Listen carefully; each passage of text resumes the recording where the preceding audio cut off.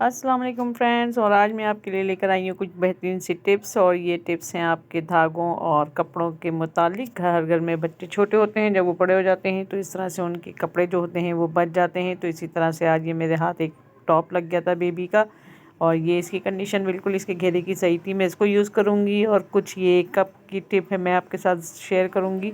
और ये दालें वगैरह हम किस तरह से सेव कर सकते हैं, तो इनकी टिप मैं आपके साथ शेयर करने वाली हूँ। तो चलिए वीडियो को शुरू करते हैं। तो ये देखें, जो मैंने फ़्रॉक दिखाया था वो फ़्रॉक डैमेज हो गया था, लेकिन इसका जो घेरा था वो बिल्कुल अपनी सही कंडीशन में था। तो मैंने उसको वहाँ सिलाई के वहाँ से कट करके आयरन करके इस तरीके करके स्ट्रेट कर लिया। और फिर ये एक मोटा प्लास्टिक जो हमारे घरों में अक्सर पॉलीथीन वगैरह के ना किसी चीज़ में आ ही जाते हैं, तो उनका मैं इस्तेमाल करने वाली हूँ। तो ये देखें, ये एक बॉटल आबे ज़मज़म की बॉटल थी हमारी, तो ये उसमें इसमें पैक थी। तो ये बैग मैंने रख दिया था। तो देखिए, मैंने इसका जो ये ओपनर है ख़राब हो रहा था तो ऊपर से कट कर दिया है। और फिर ये देखें, पूरा सेफ हमारे पास ये इस तरह से मोटा प्लास्टिक आ गया है। तो हम इसको किस तरह से यूज़ करेंगे, इसी की ये टिप है। और ये बहुत ज़्यादा आपके काम आने वाली टिप्स हैं। वीडियो को लास्ट तक ज़रूर देखें और ज़रूर वीडियो को लाइक शेयर सब्सक्राइब भी कर दें, क्योंकि बहुत ज़बरदस्त आइडियाज़ आपको मिलने वाले हैं। और आप जो है इससे अपने हैक्स के ज़रिए अपनी चीज़ों को सिक्योर भी और ऑर्गेनाइज़ कर सकते हैं, किचन वगैरह को।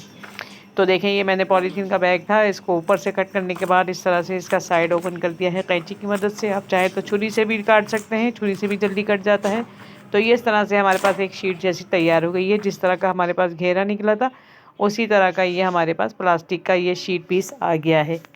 तो अब हम क्या करेंगे, इसको हम इस तरह से स्ट्रेट कर लेंगे, जैसा कि ये स्ट्रेट है ही।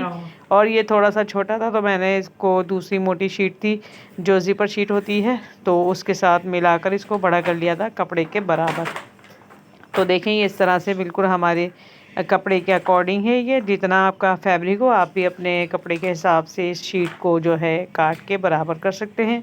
फिर ये मैंने इसके ऊपर रखा, ये जो इसका साइड का सिलाई वाला हिस्सा है इसको मैंने काट दिया है एक जगह से। आप चाहें तो डायरेक्ट इसी तरह भी सी सकते हैं। बेसिकली जिन लोगों को स्टिचिंग नहीं आती उनके लिए ये मैं बता रही हूँ कि मैंने इसको इस तरह किस तरह से इसके अंदर डालना है प्लास्टिक को, ताकि आपको इजीली समझ में आ जाए। तो ये एक तरह से मैंने इस तरह से जुड़ा हुआ रखा है इसका पीस घेरा, और एक तरफ से ओपन कर दिया है। तो जिन लोगों को स्टिचिंग नहीं आती तो वो इससे थोड़ा सा आइडिया ले सकते हैं कि मैं किस तरह से इसको इसके अंदर स्टिच करने वाली हूँ। तो देखें, जिस तरह का ये कपड़ा रखा हुआ है दोनों आगे पीछे बराबर, और दोनों जो इसके राइट साइड है वो अंदर की तरफ है। बिल्कुल इसी तरह रखकर मैंने इस पर स्ट्रेट सिलाई लगा दी है पूरी, और तीनों साइड से हम सिलाई लगा लेंगे बैक साइड से। और फिर इसके बाद इसको हम फ्लिप कर लेंगे तो इसका राइट साइड जो है ऊपर आ जाएगा। और ये देखिए, ये मैंने इस तरह से रख के आपको दिखाया है कि कपड़ा डबल था, उसका जो राइट साइड है वो अंदर की तरफ है और प्लास्टिक जो है बैक साइड पर है, मतलब उल्टी तरफ। और हम इसको स्टिच कर दिया है एक तरफ से। आप चाहें तो तीनों तरफ से सीकर फिर सीधा कर सकते हैं। ये आपकी आसानी के लिए मैं बता रही थी कि मैंने इस तरह से इसको फ्लिप किया है। तो इस तरह से हम फ्लिप कर लेंगे इसको तीनों साइड से। जब हम सी लेंगे, जैसे तकिए को पिलो कवर को हम फ्लिप करते हैं, बिल्कुल इसी तरह से इसको फ्लिप करना है। तो फिर ये प्लास्टिक शीट जो है हमारी सेंटर में हो जाएगी कपड़े की, इस तरह से।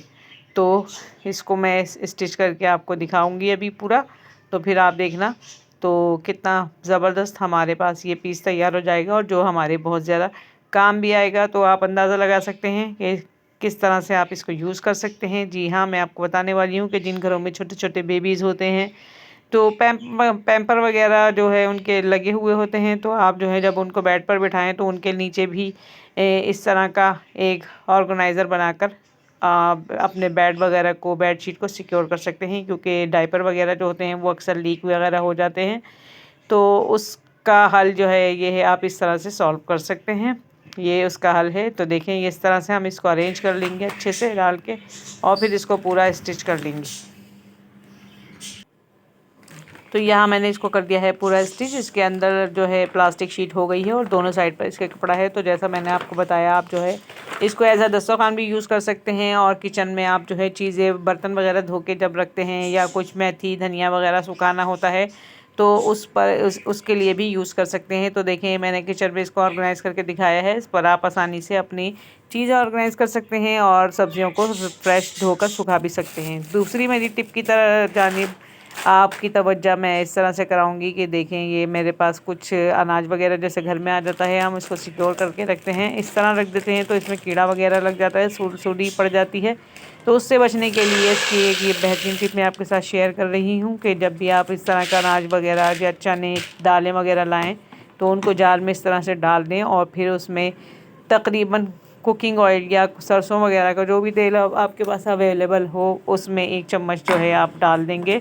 तो आप फिर इसको अच्छे से मिक्स कर दें। सारे जो अनाज है आपका चने दालें वगैरह जब ऑयल से कोट हो जाएंगे तो फिर ये सिक्योर हो जाएंगे और इसमें सुलसुली वगैरह भी नहीं पड़ेगी। फिर ये देखें अच्छे से तेल इस पर लगा दें और इसको एयर टाइट करके आप जो है अपने कैबिनेट में रखेंगे तो इसमें कभी कोई चींटी और कीड़ा वगैरह नहीं पड़ेगा। इसी तरह मैं ये देखें दाल भी रख के दिखा रही हूँ।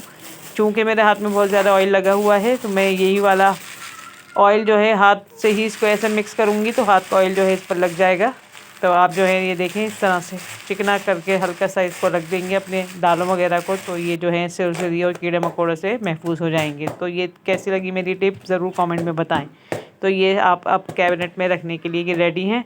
इनको आप जो है बिना फ्रिज के कैबिनेट में आराम से बिना किसी खौफ के रख सकते हैं और आपके कीड़े वगैरह पड़ने का डर भी नहीं रहेगा। तो ये आ गई है मेरी टिप नंबर 3।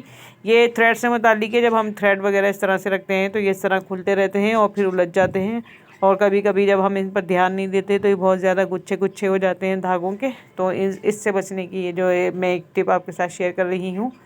तो इसके लिए हम ये करेंगे कि ये जो हमारी कागज़ की नलकियाँ होती हैं, मतलब गत्ते की नलकियाँ बनी हुई होती हैं, इनको पहले अच्छे से हम लपेट लेंगे और फिर इन पर एक नाइफ़ की मदद से इस तरह से कट लगा देंगे। तो ये जो ऊपर नलकी वाला हिस्सा है ये कट जाएगा और फिर हम इसमें इस तरह से थ्रेड का जो सिरा है फंसा के रखेंगे और थोड़ा सा इस पर लपेट देंगे। तो इस तरह से ये खुलने का ख़दशा जो है वो ख़त्म हो जाएगा। तो इस तरह से आप जो है अपने सारे धागों को सिक्योर कर सकते हैं और उलझने से बचा सकते हैं। ईज़िली आप इनको इस तरह से कट लगाकर नलकियों को सारी और धागे को लपेट दें और फिर अपने जिसमें भी आप रखते हैं बॉक्स में या डब्बे वगैरह में तो आराम से सारी नलकियों को आप इस तरह से रख सकते हैं। तो देखें ये वाली भी खुल रही थी तो मैंने इसको कट लगाया और इस तरह से इसमें फंसा दिया है इसका सिरा। अब ये भी सिक्योर हो गई है और अब हम इसको ईज़िली रख सकते हैं। तो चलिए चलते हैं आप अपनी टिप नंबर 4 की तरफ। तो जैसा आपके सामने अब छुरी आई ही गई थी तो सोचा मैंने कि अब इस कप और छुरी की कप की मदद से आपको ये छुरी का तेज़ करना सीख बता देती हूँ। तो ये देखें इस तरह से आप कप के पीछे छुरी को रगड़ेंगे तो आपकी जो नाइफ़ होती है वो बहुत शार्प हो जाएगी और इजीली चीज़ों को जल्दी जल्दी काटेगी, क्योंकि हमें कटिंग बोर्ड पर जो है शार्प नाइफ़ की मदद से कटिंग करनी होती है। और ये देखें इसकी धार आप इस तरह से चेक कर सकते हैं। तो कप पर इस तरह से 3-4 मरतबा आप रगड़ेंगे तो आपकी नाइफ़ देखें इतनी शार्प हो जाएगी, ईज़िली हार्ड से हार्ड चीज़ सब्ज़ी वगैरह जो है आसानी से काट देगी। तो ये देखें मैं आपको कटिंग इसकी दिखा रही हूँ कितना तेज़ी के साथ ये अब छुरी काट रही है। और आप भी जो है अपनी छुरियों को ईज़िली घर में हाथों हाथ जो है इस तरह से तेज़ कर सकते हैं। तो बहुत ही सिंपल और आसान सा तरीका है। और आपके पास पुराना टूटा हुआ कप ना हो कोई तो आप जो है कोई नॉर्मल घर का जो है टी कप यूज़ कर सकते हैं।